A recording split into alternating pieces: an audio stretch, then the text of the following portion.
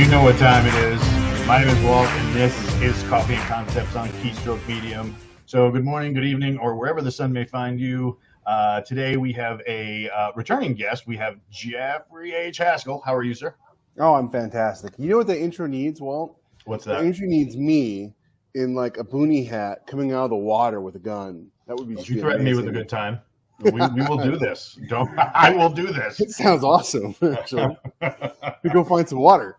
Yeah, well, there's no water where you are? Oh, no, there is. I actually live on the river. There you go. Done. You know, the only problem would be, yes, there's a strange man in my river with what looks like a gun and a funny hat. He has a bazooka. Yeah, he has a bazooka. With like 100-round magazine. Actually, this is Idaho. Nobody would bat an eye. Yeah. This is one of those places where you go to the Walmart or Albertsons and there's people open carrying because they just got back hunting or they're on their way to the range or whatever. Oh, right on. Californians moved in. A lot of Californians moved in. So I imagine there's going to be some friction there for a little while until they get used to the idea that people walk around here carrying ARs on their back. Yep. But, you know, they're going to call the police and the police are going to be like, is he shooting somebody? No? Okay, have a nice day. What is it doing on his back? Is it dancing? Yeah. So one of the nice things about Idaho is open carry state, you know, constitutional carry state. So unless you're going someplace federal, you can carry a gun concealed otherwise. All right. Well, I mean, huge hunting culture. Oh, yeah, big hunting culture. And I'm getting too old to fist fight, so... Somebody asked me the other day, they were like, so pepper spray. I'm like, how well can you fight? Yeah. And they looked at me and they were like, well, I wouldn't need to fight if I had the pepper spray. I said, okay, 30% of the population is resistant to 95% pepper and water. Really? I didn't know that. I wasn't. I'm like, the next step up is oleum capsicum, which is chemical grade irritant. And very few people are resistant to that. However, one of the things that happens when you spray somebody is they get upset. That drives the fight and flight response, most likely the fight response. Especially if they're on drugs. Yep, and they charge you. So now if you can't fight or create distance from that person, you are now in close proximity to that pepper spray. And next question is it windy where you live? Yes. You know, and what kind are you using? Because so for those authors out there who want to do like a scene with pepper spray, it's funny because there's not just one type. Oh yeah, there's tons. There's multiple types. The three most common there are the spray, the foam, and the fog. And the difference between spray obviously is just like a squirt bottle. It sends a stream. Yep, there you go. I think it's like 20 feet, right? Depends on the launcher. Like a squirt gun. Yeah, it depends on the launcher. Most of the ones that you see in a keychain, those are about not 20 feet. No, 3 to 6, depending. So then you got the fog, which it's heavy particulate, so it hangs in the air, kind of like humidity in most of the states right now, and it hangs there. So if that wind changes and comes back at you, you're gonna have a bad day. And then of course there's the fog, there's the foam, which actually looks like shaving cream. The benefit of that is it's much more sticky and much more tacky than the spray. The downside is guys will remove it from their face and throw it at you. So I hadn't thought about that. Yeah. Yeah. And then there's bear mace. Yep. Bear mace. What was somebody telling me the other day? There's it'll come to me. It'll come to me when instead we're talking about drinks of choice. And I'm like, yeah, this tastes like bear. No, that other kind of mace. Yeah. What are you drinking this morning? The aforementioned Diet Coke? Coke Zero. I don't know what they did. So it's totally not related to work. But one of the great things about being an author is the years and years and years of useless knowledge that I have accumulated that does me no good. All of a sudden comes in handy when I'm writing. Yeah. So about 15 years ago, Coca-Cola came out with Coke Zero and it sucked. It just sucked. It just wasn't. It tasted like battery acid. And Diet Coke has been their most popular drink in America since like 1985, I think. And 1979 or something like that. Anyways, so and then like 4 or 5 years ago, they reformulated Coke Zero, and I kid you not, it is better than Coca-Cola with sugar. and I'm just like, I can't get enough of it now. So I'm such a coffeeholic. The bubbles. yeah. But yeah. Well, it's funny. Oh yeah. Anyway, so I like Coke Zero. Long story short, I don't like Diet Coke, and I don't like. Pretty much don't like any other soda anymore. I was a big Mountain Dew person when I was a kid, but yeah, that's because I was a kid. Yeah, and everybody, when you're a kid, everything sweet is good. Yeah. But yeah, we're speaking about everything sweet is good. We're talking about the sweet treatment of a sequel today, because you just launched Grimm's War. You're confusing that with who you work for. Yeah, it's true. Grimm's War. So Against All Odds came out, and from what I saw, it did gangbusters. Oh yeah, it came out. It got down to 106, I believe, and then it stayed under 200 for about a week, and then it came up to about 500 for a week, and then it stayed under 1,000 or around 1,000 since then. It goes about between 900 and 1,100, and it's been a month, so that's absolutely my best launch ever. And I have, obviously Athon to thank for that, because they really put a lot of money into advertising it, more money than I could on my own. Rhett said something really great, which I really liked, appreciated. He said that, or maybe it was Steve, now I can't remember. One of them said that they can put any book in the top 100 on Amazon. It's up to the author, though, if it stays selling. If it's a good book, it'll keep selling. And I've gotten just tons of page reads, and it's been really fantastic. Yeah, your first book still has that glorious orange tag on it. Yeah. It went number one. It was number one in hard science fiction for a while, but now it's just number one new release in hard science fiction. It's a little weird seeing it in hard sci-fi, because it's not. I mean, it's hard sci-fi for indie, but it's not like traditional hard sci-fi. So I apologize to anybody who expected it to be hard sci-fi, and then they got science fiction, but with little space magic, so to speak. Not really space magic, but there's a lot of theoretical technology that is only theoretically possible right now. And for a lot of people, hard science fiction is only stuff that's available and possible right now. Gotcha. So yeah, but it did really came to number 2 in military sci-fi, right behind Starship for Sale, and and it did really good. Is there a like a Back to the Future hoverboard?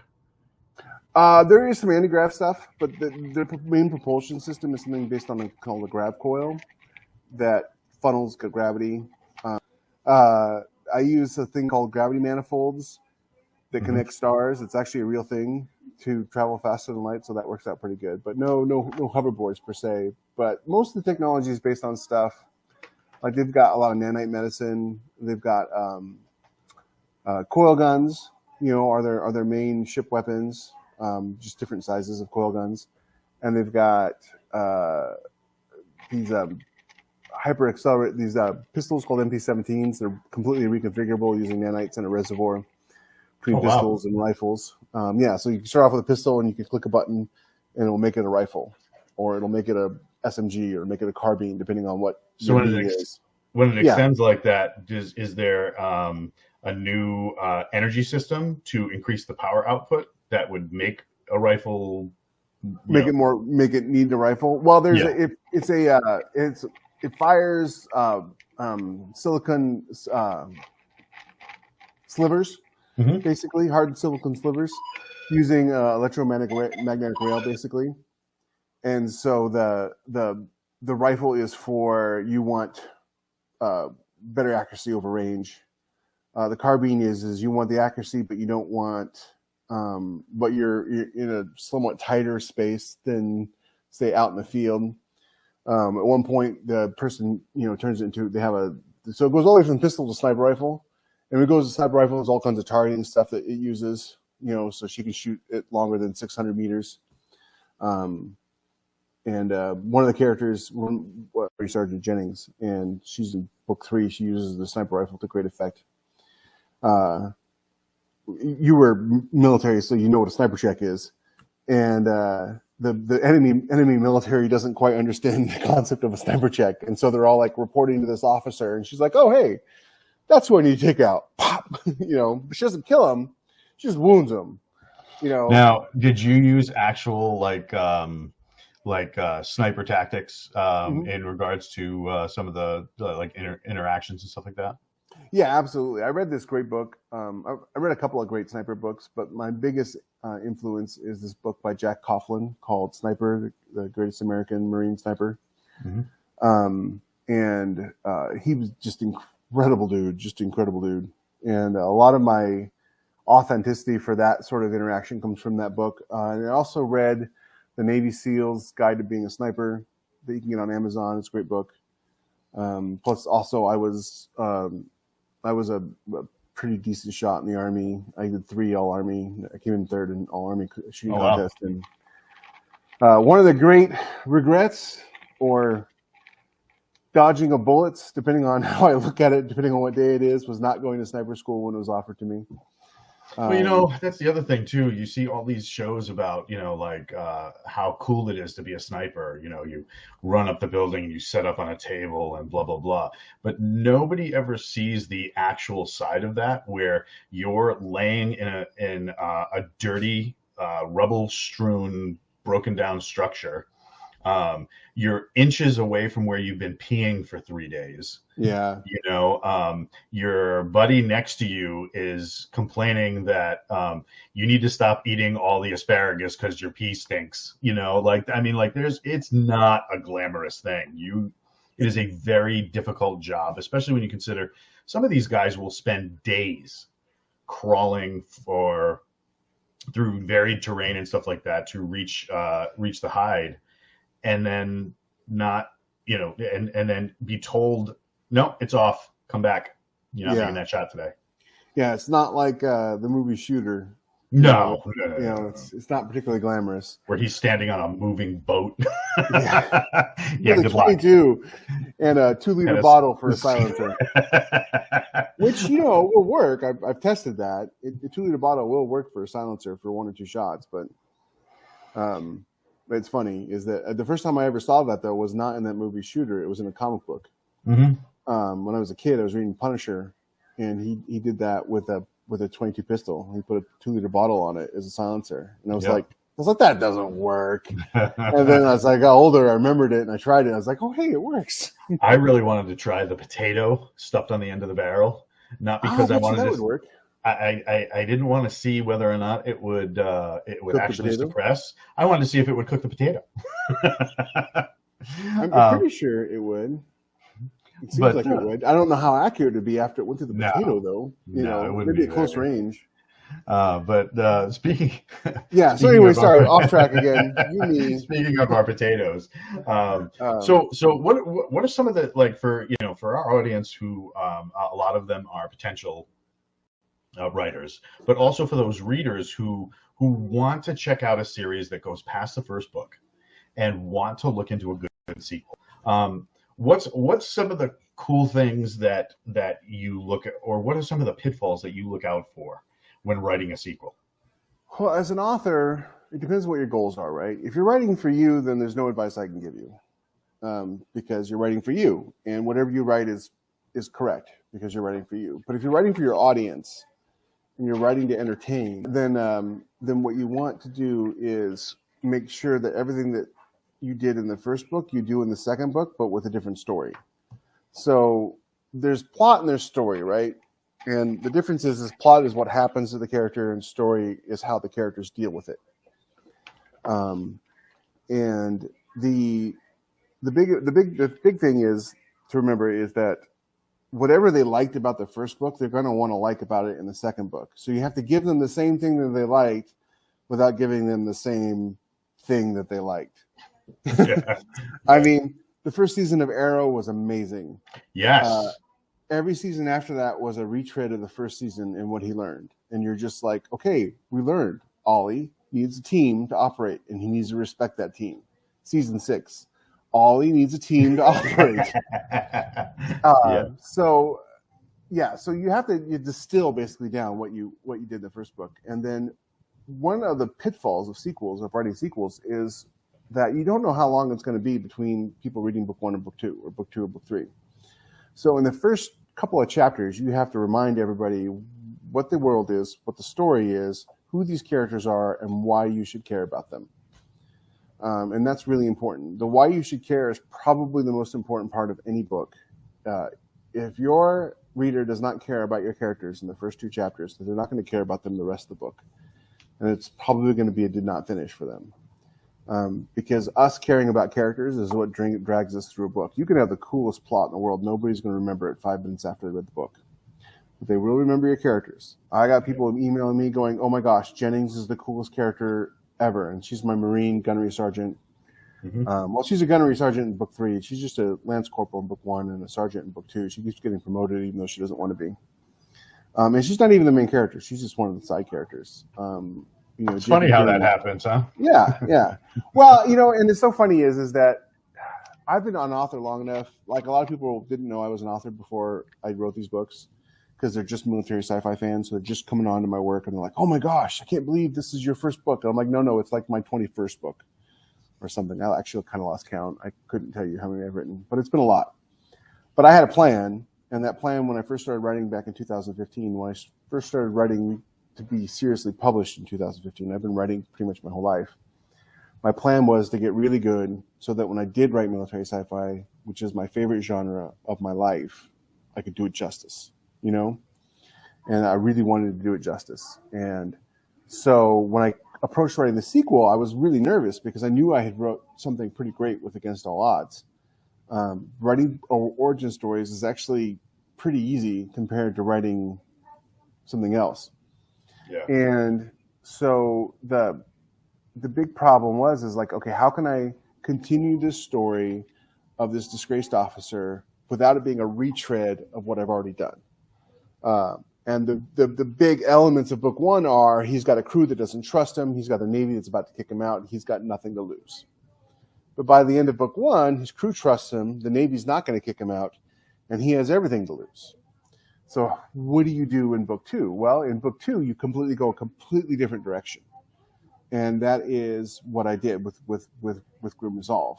I showed him doing all those other things with his crew. Now it was time for him to use his crew and take what they had learned and overcome some obstacle.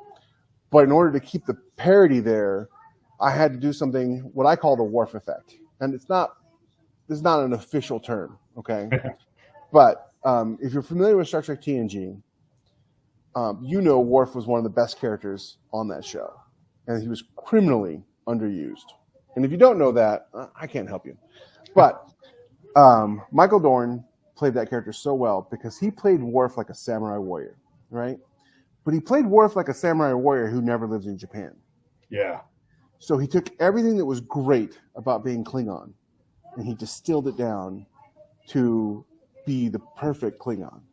You know what I mean? He was so much so that he was resented by the other Klingons, right? Yeah. Mm-hmm. And so that's kind of, and again, I don't do anything by accident anymore. When I first started writing, everything was by accident. And then I was like, well, why did that work? Because if you do stuff by accident, you can't recreate it. Yeah. And if you don't know why your books work, then you don't know how to write. You don't know how to write. You got to know why your books sell. You got to know why people like your books. And you got to know why the story works. And so I spent the last 6 years learning all this stuff so that when I did write a book, I could write it on purpose. So Jacob Grimm is Worf. He's everything good and noble about the Alliance. He's everything a Navy officer is supposed to be. He's everything you see in movies and TV shows. Did I lose you, Walt? No, you're good now. Go ahead.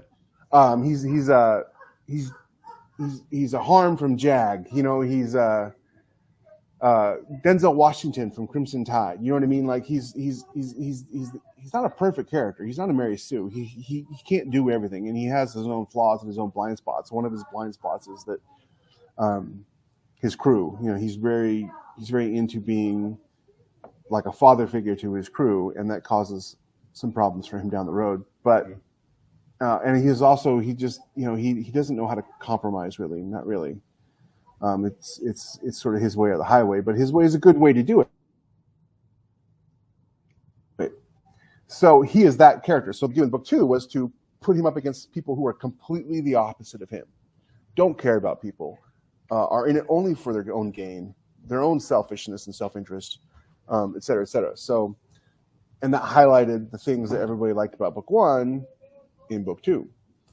And so it took me, actually, book 2 was so hard to write. I started that book 3 times and wrote between 20 and 30,000 words each time. And it wasn't until the 3rd attempt that I got the story tone the way I wanted it. Because you can plot events all day long. Plotting is do a plot where this happens and this happens and this happens and this happens. But what's interesting is how the characters respond to that and what they do. So, that was the tough part, was coming up with all of that. Yeah. The now in a sequel, when you're bringing around that book 2, is there that like, well, I have to up the wow factor, or do you stay with the formula of Ollie needs a team, he needs to understand his limitations, and needs to learn from it? Well, there's a ceiling. At some point your stakes go and you hit the ceiling and you can't raise them any higher. And I learned this lesson writing Arsenal. The stakes kept getting raised over and up to the point where it was save the galaxy, Yep.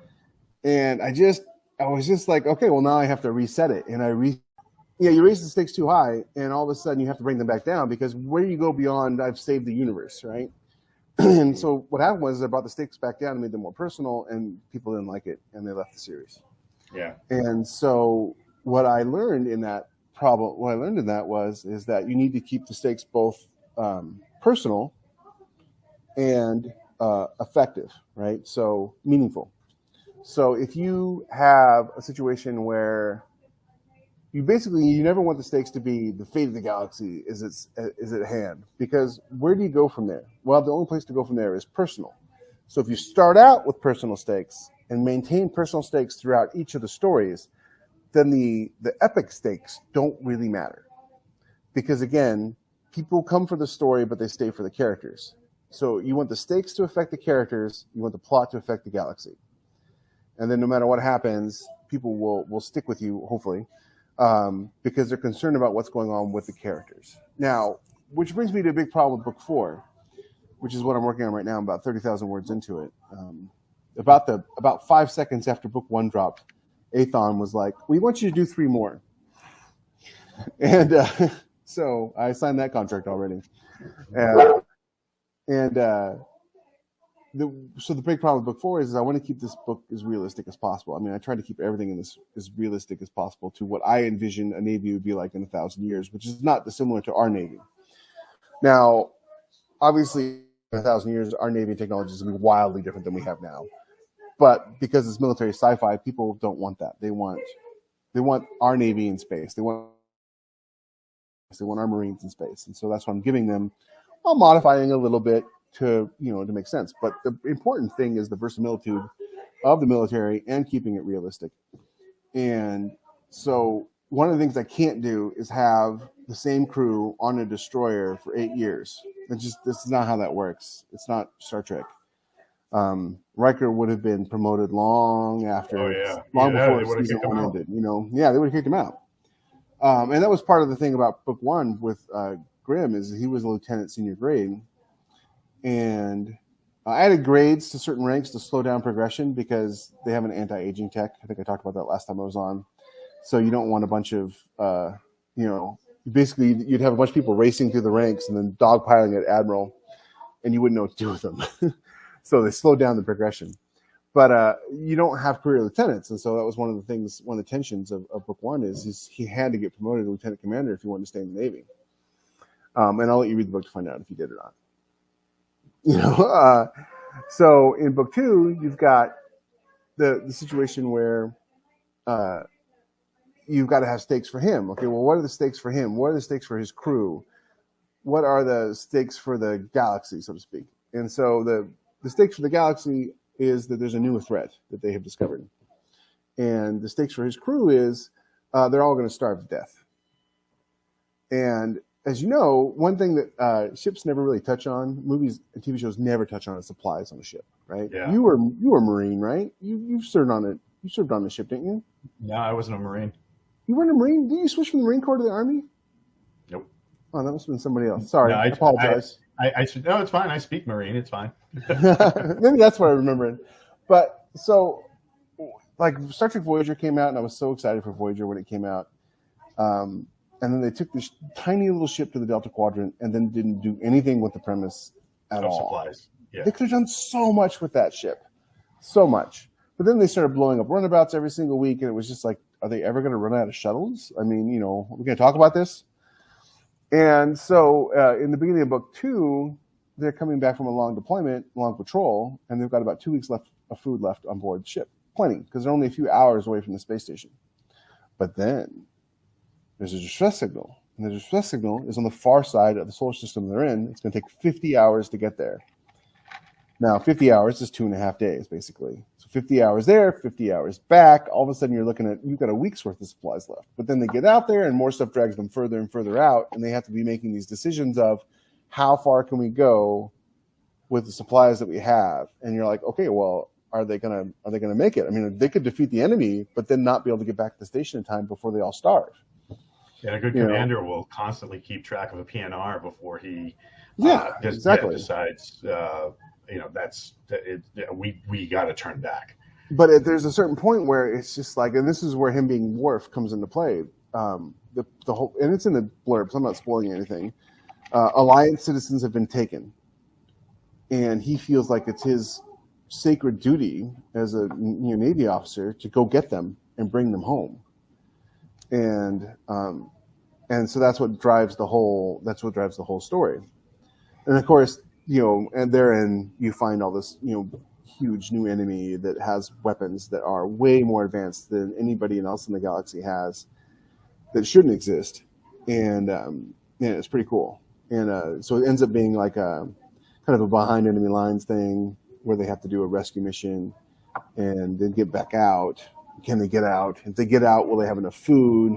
And then also in book 1, I didn't really touch on the FTL, and there's more of it on this in this book because it's pretty cool. The Starline travel thing that I do is pretty cool, and it's how they connect, how star systems are connected by gravity manifolds that are basically a line of gravity from one star to another, connecting, and the focal point of that line is the most dense gravity. And so if you could attach your ship or something, just shoot it along basically that line of gravity, the closer you got to the sun at the end, the faster you would go. And so you have all these things you have to keep in mind in the sequel. You basically have to change everything without changing anything, and it's just like, and so it's not my first sequel, right? I've written 3 other book series to this point. The first book series I wrote was under a pen name, and the sequel bombed. Oh. And this is where I learned a lot of this. It bombed. I mean, like, it took a best-selling novel that had gotten to 180 in the store and people loved and was published. It was actually a published novel. It wasn't me self-publishing. To the point where, and then they took a look at the sequel and said, we're not interested. And so I was like, okay, I'll just self-publish the sequel. That's just even better. So I self-published the sequel, and it did really well, and nobody bought book 3. And the reason why nobody bought book 3 is because they hated book 2. Yeah. Then I did Arsenal. And when I went to go write book 2 of Arsenal, I was really nervous because I'd screwed that up. And so I did a lot of research into what it took to write a sequel. And so book 2 of Arsenal actually, I don't know how this really worked out, but it's the best-selling novel of the entire series. So I'm not sure, how that worked. Yeah. But I had like 500 pre-orders on it, and it got down to 800 in the store.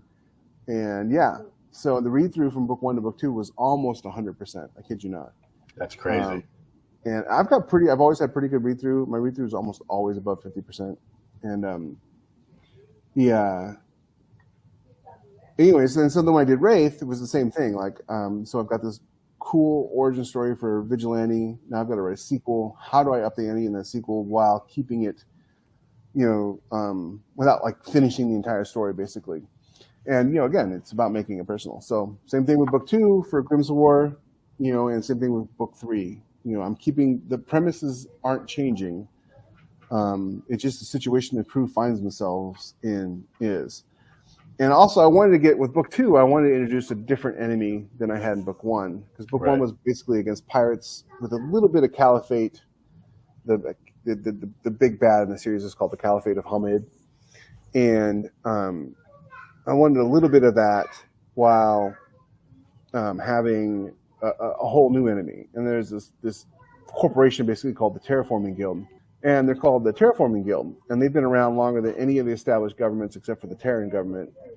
And they've been hoarding technology, and they have their own R&D. They're basically, take the worst corporation you could think of, like EA, give them their own planet, allow them to make their own laws, and then hide them from the galaxy, whereas nobody can intervene with them. And that's basically what the guild is in 1,000 years. Oh my God, I could make so many comments that would get us thrown off of YouTube right now. Yeah, well, I mean, like, if you think about it, at one point that one of the guys, they rescue a guy who works for the corporation, and he's like, can you take me with you when you leave? And Grimm's like, well, we're not a taxi service. He's like, no, I mean, can I request asylum? And because he actually says that he's like, to the guild, people are numbers on a spreadsheet. Yeah. If they live or they die, it does not matter. There's always more people. Yep. And if you think about corporations the way they are now, that's kind of how they are. If you think a corporation cares about you, you are sadly mistaken, because they do not. Yeah. They don't even care about the people who run the corporation. It's almost like an entity into itself. So so that's kind of what I want. And it's brutal too. At one point, it's like they find out that this corporation did something that would be considered a war crime by any government, except for like a really evil government. But even a really evil government wouldn't have done what they did. Pirates maybe might have done what they did, but yeah. And they're all just appalled that this sort of behavior is just. And it wasn't just that they did it. It was just they did it with just such, like, well, it's 5 o'clock, Bob. Okay, well, let's march all these prisoners to the airlock and let them out. And the callous indifference with which they did it is why it's so horrid. And, so we have Grimm Resolved that's on sale now, which is book 2 of Grimm's War. We have One Decisive Victory, which is on sale June 21st. Yeah, that's the third one. Yep. So what for people just coming in, what would you tell them about this series that would make it a must read? If you're like me and you grew up watching movies like Run Silent, Run Deep, or any of the old war movies that were actually directed, written, and starred people who were actually in World War II before they got all Hollywoodized, like that Tom Hanks World War II movie. If you liked Greyhound, you know what I mean? You're going to love these books, because this book is about a crew.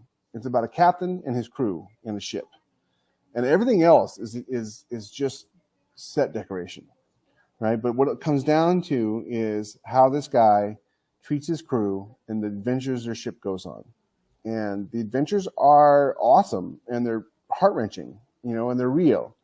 People die. Good people die. One of my beta readers for book 3 just got back to me last night, and he's like, I think I'm having an allergy attack because this character just died and I can't see. And he's like this big army vet, really man's man kind of thing. And I'm like, yeah, I know, it killed me. I cried writing it. I didn't want to do it. But I mean, in war, people die and it sucks.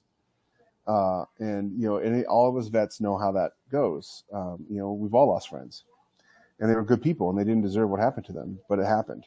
And David Weber said this great thing about, he's obviously one of my inspirations with Honor Harrington and his whole Manticorian series. He said that as military science fiction authors, we have a duty, a responsibility to show the good and the bad of war. We can't just show the good or just show the bad or just grovel in the worst parts of humanity. We have to show the heroism, and we have to show the unheroism. And writing my books, that was one of the things I wanted to make sure that came across is sometimes good people die and bad people live. But I didn't want to rub people's faces in it. Yeah. I didn't want to Game of Thrones it where everybody sucks and they all live. And like the good, if there's a good person, they get their head chopped off in the first book. Yep. Yeah, that was my son. So, when the ship's in combat, I mean, in combat, I remember reading this autobiography about one of these, a Navy guy, I forget his name, but he was talking about how there would be times when they were in the, like, Leyte Gulf. He was in the destroyer, a Fletcher class in Leyte Gulf, and he was in the engine room, and they didn't even know that they were in battle. It was started and it was over that fast. Yeah. Same thing with people on aircraft carriers and battleships. They just didn't even know. They just, they're running around, they're doing their job, they come up and there's wreckage everywhere and people are on fire. So I kind of wanted that real feel of after action and after action. And one of my very best friends, his name is Rod Short, and I actually have an homage to him in book 1. We grew up together. We're both huge Star Trek fans. He read book 1 and he's like, dude, this is you nailed it. This is all the books that we ever wanted to read. He's like, the only thing I wish you would do differently was I wish you would show more of what happened after it was over. And I got to thinking about that. And part of my problem, my journey as a writer, was I came up as a screenwriter. That was the first thing I ever wanted to really write, was movies. And so from about 1999 to about 2015, I was trying to write movies. I was studying screenwriting. And one of the things they say in screenwriting is open late, end early.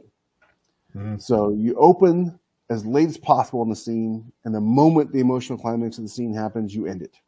Yeah. And that's great for screenplays because you don't want a bunch of wasted time on screen. If you ever felt a movie that went on too long, you know what I'm talking about, like Man of Steel.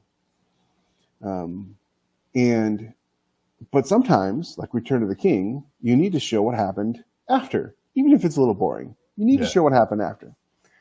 And ideally, you can do it without being boring. And so I went back and looked at what I had done. And in all of my books, I'm just, the moment the story ends, I'm like some witty remark, the end. Yeah. And I was like, you know what? I need to break out of that mold. And so for book 1, after the main battle happens, there's some time for them to reflect and, try to save lives. And then he's, on the admiral's ship and some stuff happens. And I was just like, yeah, that felt right. And the same thing with book 2, it ends, but then something else happens. Right. I will say I have a different opinion of what a cliffhanger is than most people. I'd like to think that my opinion of a cliffhanger is accurate because I'm me. But to me, a cliffhanger is not an unresolved story thread at the end of the book. A cliffhanger to me is the story of the book being unresolved. Once the story of the book is resolved, anything that happens after that, is a new story. Yeah. And so by that definition, book 2 does not have a cliffhanger. By the colloquial definition of cliffhanger, book 2 has a cliffhanger. Because something happens at the end of book 2 that you find out about, and you're like, holy crap, what's going to happen in book 3? And that sort of launches the whole thing of book 3. I had an Army officer a couple days ago send me an email talking about, he's like, I really liked your book, but let me tell you some things that you did wrong. And I was like, well, I was like, hey, thank you, man. I'm glad you liked the book. I appreciate the feedback. And some of it he may be right on, but it's his lived experience, so I can't really argue with it. But when I was in the Army, one of the things he said is he didn't like the fact the way the NCOs talk to the officers. And you were an NCO. Tell me I got that right. You were an NCO, right? You work for a living? Okay. Well, when the highest rank I got was E4, right? I was a specialist in the Army, but I was a comm guy, right? It was 31 kilo. And if you've ever worked a very privileged position in any kind of unit or any kind of corporation where you're the only guy in the room who knows how something works, your rank doesn't matter. When you're the only guy who knows how to turn the radio on, then everybody defers to you. And so here I was, 21 years old, up at the 501st in Fort Ridge. I wasn't in the 501st. I was just attached to it for training back when they had the 501st. And we got these brand new radios, Singars, which I just recently found out I could finally talk about because they got rid of them. And all these old guys, these Vietnam vets, this is 1993, right? All these Vietnam vets, they don't know how to use anything but a PRC. And so I'm in the room, I'm in the command tent with the colonels, and there's a general in there, there's colonel, sergeant major of the battalion's in there. So cool guy, right? He was from Kentucky. And you always know if someone's from Kentucky because of the way they talk. And this first lieutenant, First lieutenant was in there, right? 22 years old, right? Probably just out of West Point. I don't know. And he's in there telling them how this training operation is gonna go and blah blah blah. And Sergeant Major, I can't remember his name. I wish I could. He's like, "Well, Sar, that's not really gonna work, Sar." He's like, "We're gonna have these units here, and we're gonna do this, this, and this, and then that's how it's gonna be, Sar." Because he's Kentucky, right? He doesn't say sir. And the first lieutenant looks at him and goes, "Sergeant Major, when you talk to me, you will say sir, and you will stand at attention." That's a dumbass. Yeah, right. It's someone who hasn't learned. Oh, he's about to. And oh my gosh! And the sergeant major snapped to attention. He goes, "Yes, sir."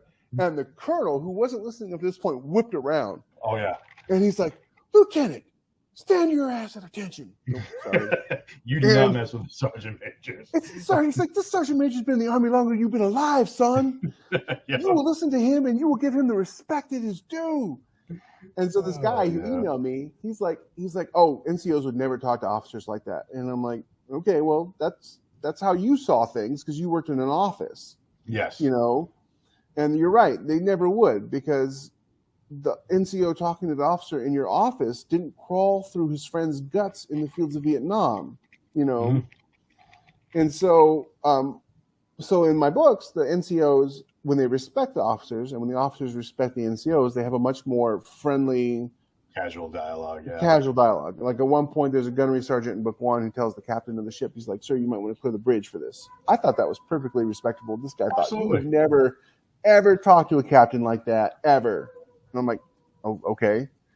I had a lieutenant we talked to like that, and you know, and she was the best lieutenant. I think I talked about her on the last show. She was the best LT we ever had. She was amazing, and when it was time to be serious, we were serious. And when it was time to joke around, we joked around, you know, and those are officers who promote morale.